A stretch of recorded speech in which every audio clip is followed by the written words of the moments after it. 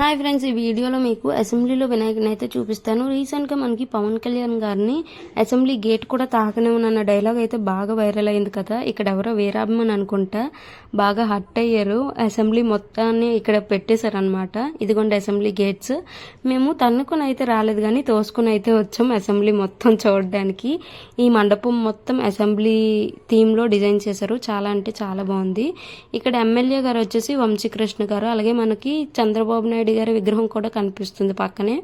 ఆ పక్కనే డిప్యూటీ సీఎంగా ప్రమాణ స్వీకారం చేస్తున్న పవన్ కళ్యాణ్ గారి రూపంలో మనకి వినాయకుడు దర్శనం ఇస్తారనమాట. వీళ్ళు లాస్ట్ టైం కూడా వారాహిలో వినాయకుడిని పెట్టారు. అది కూడా చాలా బాగుంది. ఈసారి ఇలా పెట్టారనమాట అసెంబ్లీ. మనకి అయ్యన్న గారిని కూడా, స్పీకర్ గారిని కూడా చూపించారు. ఎలా ఉందో కామెంట్ చేయండి. నచ్చితే లైక్ చేయండి. మన ఛానల్ని సబ్స్క్రైబ్ కూడా చేసుకోండి.